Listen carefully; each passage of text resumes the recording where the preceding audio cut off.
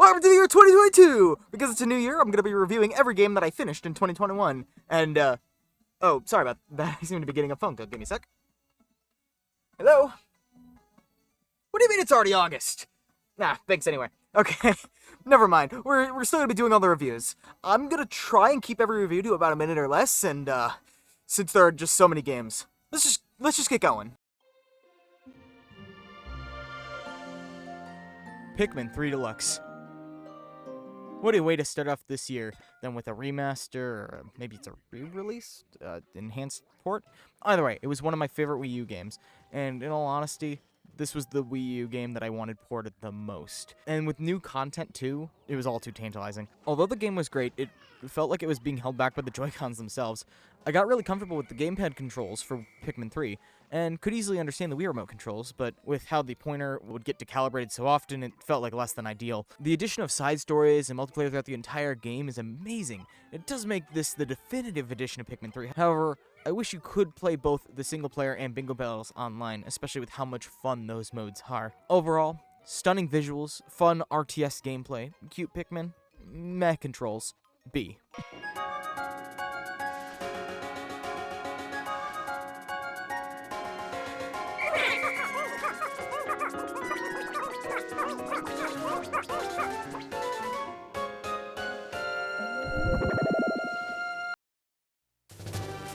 Pokemon Mystery Dungeon Red Rescue Team.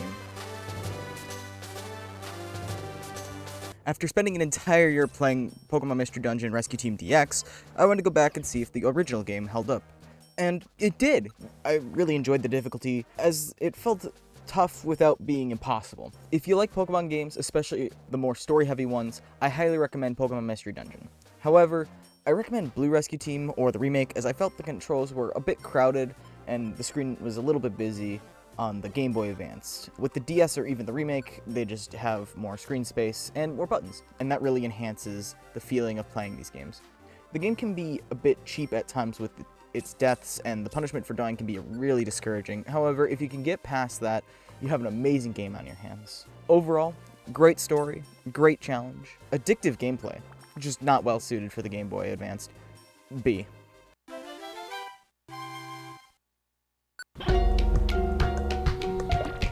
Donut County.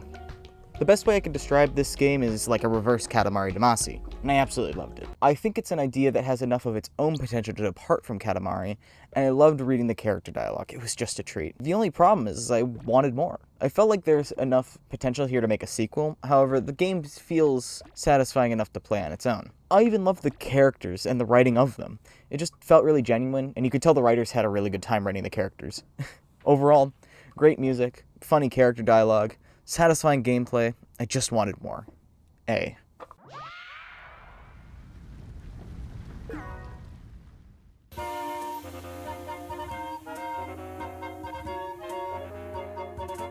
The Legend of Zelda: Link's Awakening.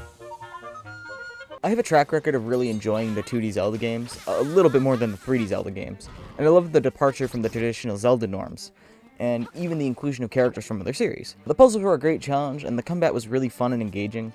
The inclusion of a jump does a lot to really spruce up the combat. The toy box look is great for this kind of game, and my hope would be that the Earthbound games would get a remake with the same art style. My only complaint is how it runs on Switch. For an art style so simple, it seemed less than ideal with the slowdown at random spots and even weird draw distance issues. I also disliked walking being locked to only 8 directions. A Link Between Worlds was able to allow for 360-degree movement, so why is this also not in Link's Awakening? Overall, great visual style, fun gameplay, just weird control and visual hiccups. A B.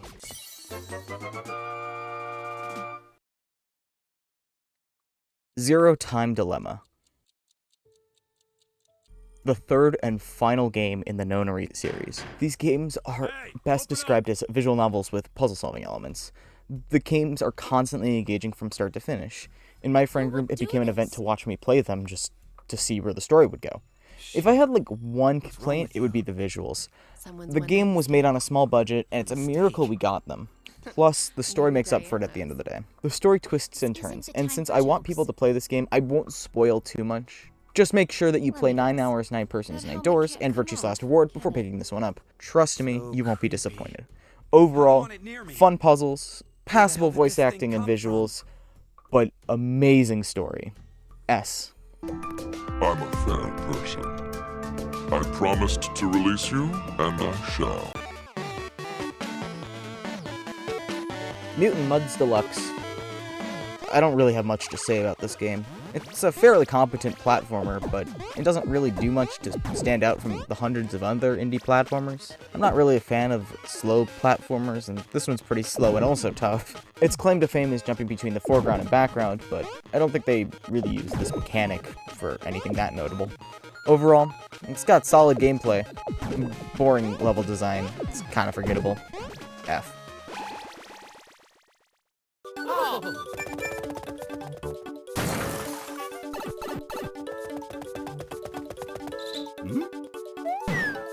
New Super Mario Bros.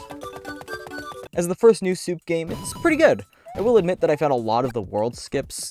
I wasn't actively looking for them, but they were just pretty easy to get to. The game was fine, and maybe I was feeling some of that new Soup fatigue, but there wasn't much that wowed me or impressed me. I think for my money, I'll just take New Soup Wii. Overall, not bad, just a bit underwhelming. C.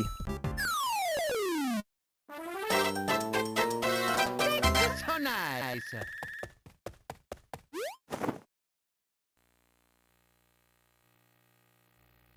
Welcome to Chess Master. The new Chess Master. It's chess. Pretty okay for a chess game for Game Boy. I did beat the Chess Master after all.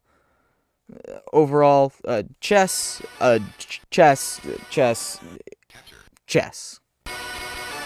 Capture.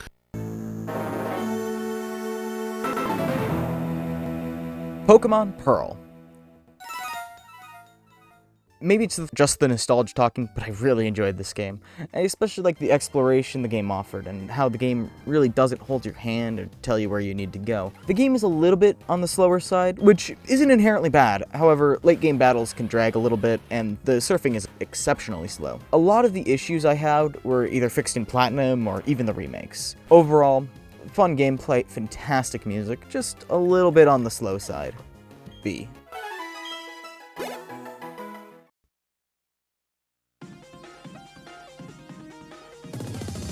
Super Monkey Ball 2! Monkey game.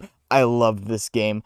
I love the shoehorned in story mode in my puzzle games, and Super Monkey Ball 2 is a nice mix of hard challenges and fair gameplay.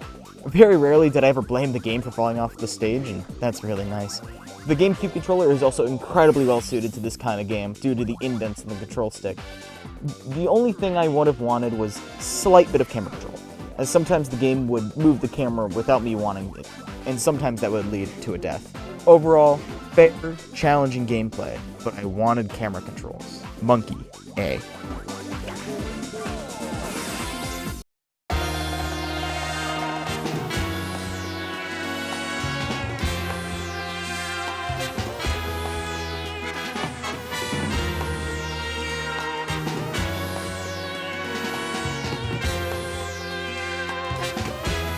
We Love Katamari.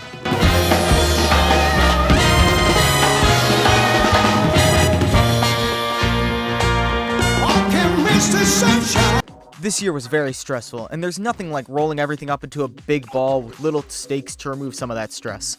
The game is very colorful and wacky, and I couldn't help but smile while I was playing. We Love Katamari took everything I loved about Katamari Damacy and made it bigger and better, and removed parts I didn't care for.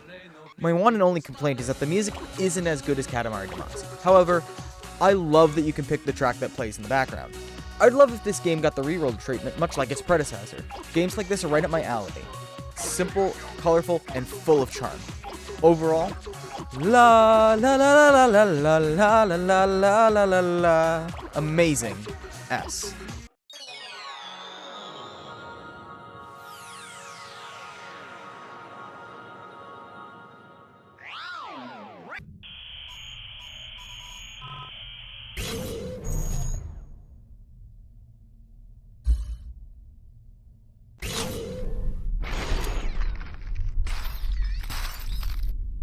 Super Hot VR.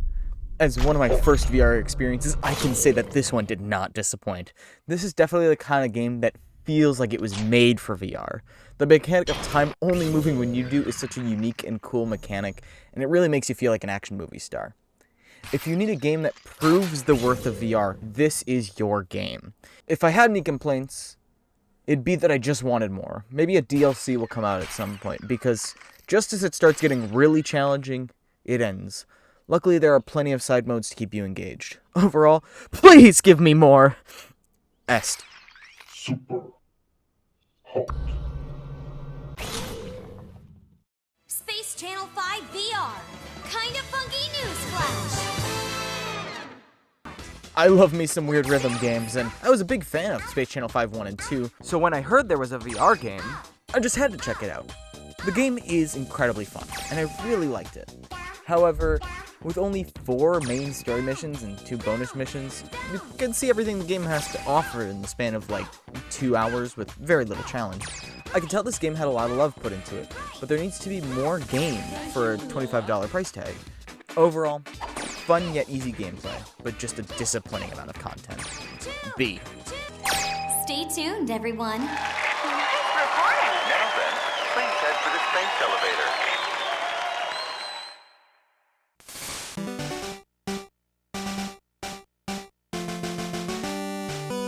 Pokemon Blue. As the very first entry in the Pokemon franchise, this game feels so very humble, and it's understandable why this game became as popular as it did. I have very mixed feelings on Leaf Green and Let's Go, but with this game, I love how simple everything was, and how this game could be easily exploited at times. Seeing where things came from and imagining how large the series would become is, to say the least, very impressive for the Game Boy.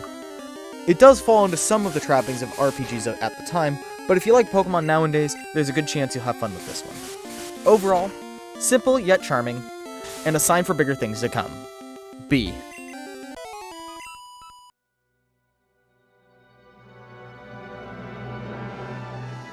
Knight's Journey of Dreams. How do I describe this game? I feel like the game didn't explain itself even a little bit. As I was playing, and in general, I was confused for much of the game.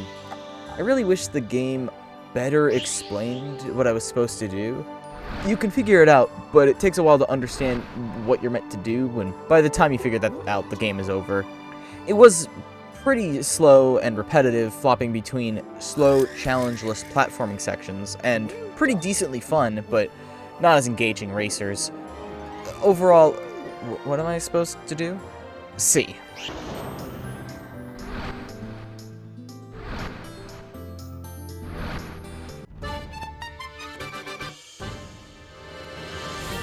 The Legend of Zelda Triforce Heroes. Here's a little secret for you. The game is very fun, if you have exactly 3 friends to play it with. The conditions are so specific that it's really hard to recommend this game to anybody.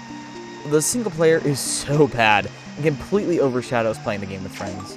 If you're able to play this game with 2 other friends in the year 2022, it's a high recommendation. And luckily, the game is still available online for the time being, so you can play with online friends. The multiplayer game is so strong, but it's pulled down by a lack of good single player. Overall, fun with friends, but dreadful without. F.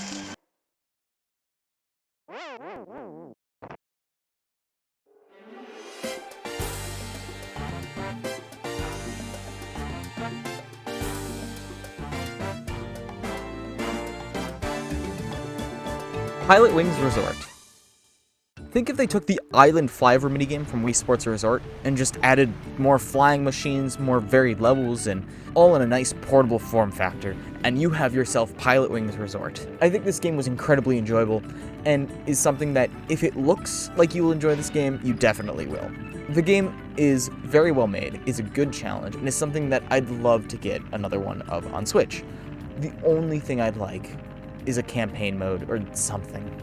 Overall, relaxing, enjoyable, simple. I just really want to live on Woohoo Island. B.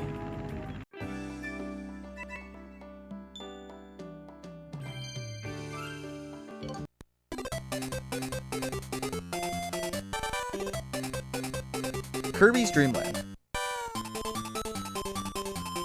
I think for the first game in the franchise, it's hard to expect a lot. However, it's rare that a game is so easy to understand without any prior knowledge. The fact that anyone could beat this game if they picked it up with little to no problems is a testament to how well the game is designed. Its easy to learn, hard to master gameplay has always been a staple of the Kirby franchise, and it's on full display here. The fact that there are no copy abilities does stink a little bit, but it doesn't change the fact that I still really enjoyed this game. Overall, short and sweet, simple and clean. A.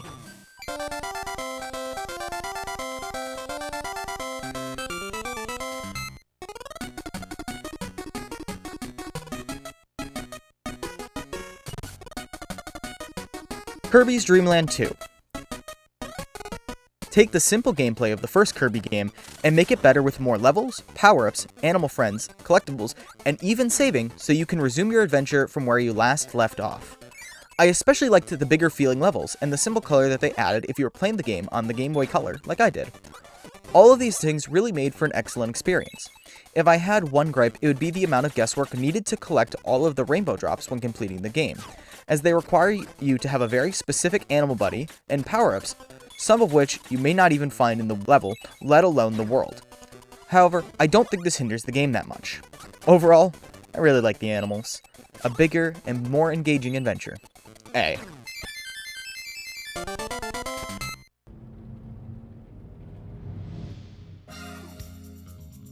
Persona 5 Strikers. I love Persona 5, and when I heard it was getting a new game, I was beyond excited. Upon playing the game, while I liked it, I think it was a little too repetitive for its own good. Don't get me wrong, it's still fun, but just a different kind of fun than something like Persona 5 Royal. I think without the inclusion of confidants, it kind of feels like another warrior-style game instead of something out of the Persona series. The game still has a lot of charm, and it does feel like Persona 5 when it comes to the music and aesthetics, but I think the gameplay left a lot to be desired. I still did have a lot of fun playing the game and even experiencing the story. I think I just expected more. Overall, great fun, a great story, just a bit on the repetitive side. A. You're mine. Strike.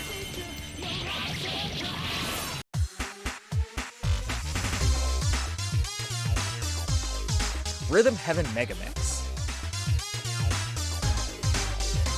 This is my first Rhythm Heaven game, and I will say it did not disappoint. It's filled with many wacky scenarios, and it is fun to play as it is to watch on places like YouTube. My one gripe is the story. Normally I love stories shoehorned into my games. However, this one's walls of text become tiresome over time, and having to watch the credits on fake endings also was not great. My other gripe is just trying to find specific rhythm games in a fast manner can take a while. All these nitpicks do not detract from the gameplay, which is amazing, and the game has been a constant revisit for me to improve my skills. Each minigame is simple yet unique, which makes it infinitely replayable. Overall, hey baby, how's it going? This beat is non-stop. A.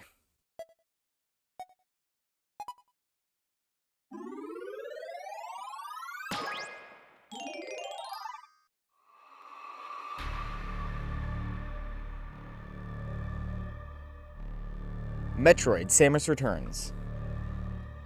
In anticipation for Dread, I decided that I wanted to play all the Metroid games in the meantime. Having had Samus Returns for a while, I decided to finally pick it up.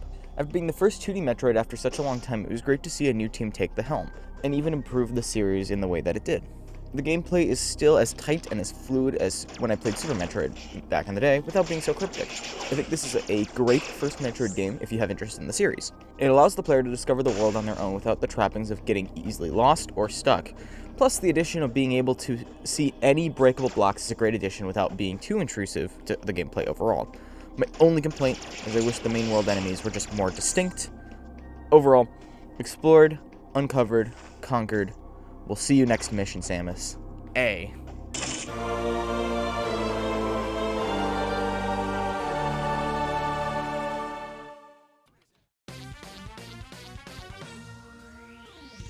WarioWare, get it together. I was very excited for the return of the WarioWare series, and especially since earlier entries in the series were well known for being amazing pick-up and play titles. Needless to say, I was very excited for this game.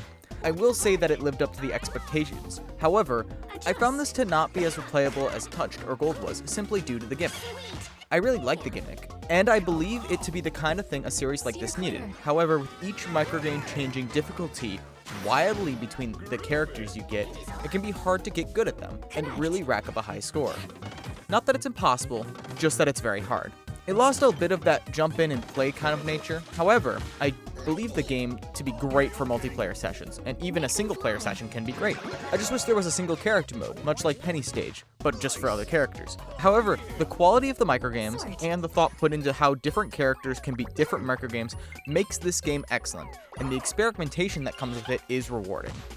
Overall, pretty good gameplay, great characters, and great multiplayer. A.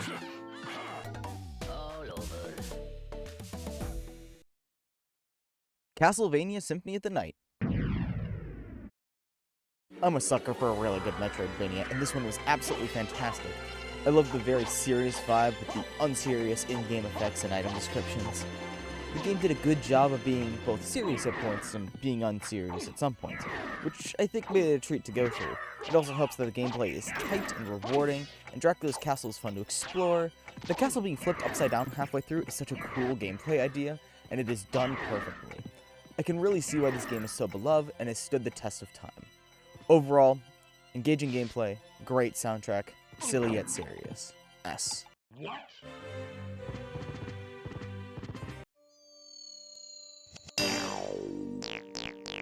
Luigis Mansion. 3DS. As someone who loved Dark Moon but never played the first Luigi's Mansion, I think it was a great way to experience it. Luigi's Mansion is a very special kind of game, and one that I think everyone deserves to play. It all comes down to the atmosphere, the gameplay, and the puzzles, both of which I love. The boss fight ghosts are intense, yet involve some sense of puzzle solving, and I love how lived-in the mansion feels when you're exploring it. My complaints are with the 3DS itself, not having a good second control stick. You can tell that the original game really took advantage of it, and the console uses motion controls to try and make up for it. They just don't feel as good as it was in Dark Moon. Plus, looking at the footage for the GameCube version, I can tell you I prefer the way the game looks over the 3DS visuals. So I think for those reasons, the GameCube version still stands superior, at least I assume. Overall, amazing game, but ho-hum controls and visuals. B.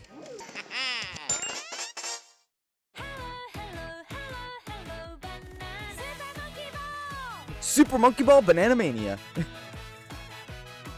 No joke, other than Dread, this was my most anticipated game this year. After enjoying the GameCube original so much, I was in the perfect position to play even more Monkey Ball, but with a new coat of paint. I'm happy to report that almost everything about the GameCube original is still intact. The fun main game is just as great as before, and with the additions of some camera control of the stages, it feels so much better to play. There are even lots of achievements to go for, and even minigames. Minus Monkey Target, unfortunately. Also, I typed a little sad face there, but I don't know how to say that. If I had one complaint, it's the axing of the challenge mode. I loved playing that mode specifically with friends and seeing which of us could get the farthest. However, outside of that, this is a great way to experience Monkey Ball 1 and 2 on modern consoles. Overall, this is a certified monkey moment. S.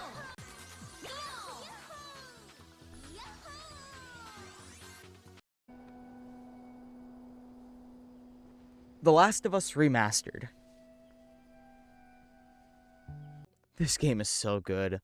It's intense and personal from start to finish, and it's a game that will never age, and a story that will be able to pull emotions out of the player. The gameplay is tense and engaging and feels like a borderline horror game. It's able to juggle themes of loss, regret, and hope with lots of tact. It's impressive how the real world starts to melt away as you play. If you haven't played this masterpiece, I highly recommend it. I hesitate to say too much, because I think it's definitely the game that's best to experience blind. Overall, amazing characters, tense gameplay, and one heck of a story. S. I think we're safe. Katana Zero. This game was interesting to play because it's a cross between an action and puzzle game. Despite this not normally being the kind of game that would catch my interest, something clicked while I was playing. I think the addition of the slow time mechanic really adds to this game's intense and fun gameplay, really encouraging players to learn the level inside and out.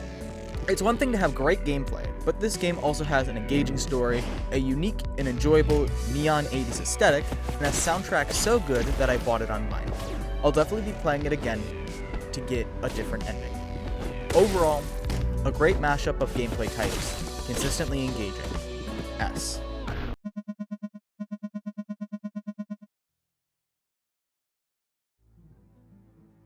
Pokemon Brilliant Diamond. I'm very mixed on this title, if only because, in general, it was too similar to the original game on DS. If you're a fan that likes Pokemon, and specifically Generation 4, you'll like this game, no doubt. However, there's really no reason to play it over the original, when possible, especially if that version is Platinum. If you're playing the game for the first time, then yeah, I'd argue this is a great way to play it, but it doesn't feel like a replacement for those original titles, and even runs into some of the same blunders that were corrected in Platinum, such as the encounter table and gym teams, and even some of the gym layouts were upgraded in Platinum, and that didn't carry over to the remake. Overall, a good game, but I just expected way more. A B.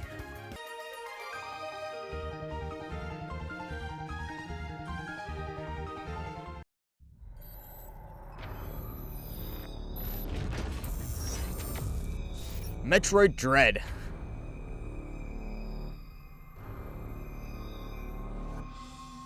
Dread was my most anticipated game to come out this year, and I'll say it did not disappoint. Dread took everything I liked from Samus Returns and made it bigger and better. The game is buttery smooth to play, the atmosphere is amazing, the boss fights are intense but not impossible, and the world is fun to explore. It definitely lived up to the hype that the elusive Dread had around it since the original project got shelved. So very excited about the prospect of future 2D Metroid games, especially if they have the same level of love and attention as this game did. Overall, wow. Just wow. My personal game of the year. S.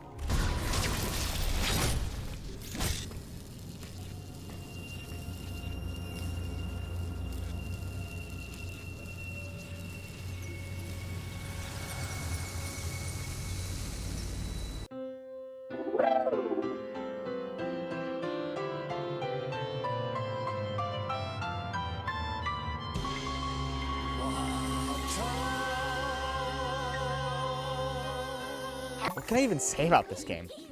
It's wacky and silly and an overall pleasure to go through. I had a big old grin on my face the whole time I went through this game.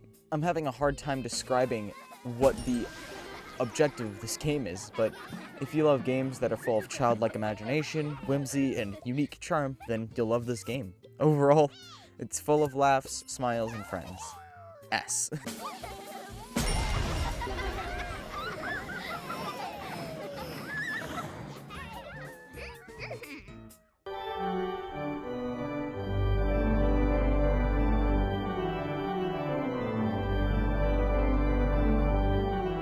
What Remains of Edith Finch?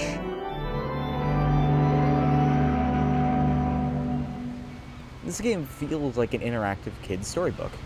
You can tell that the developers had a vision in mind, and they were able to execute it on it perfectly. I love the way the game is able to move between art styles and gameplay types, and even perspectives, while still feeling cohesive. I recommend either watching a Let's Play of this game or playing it for yourself in one sitting. It's a game that won't disappoint. Overall, very charming. A.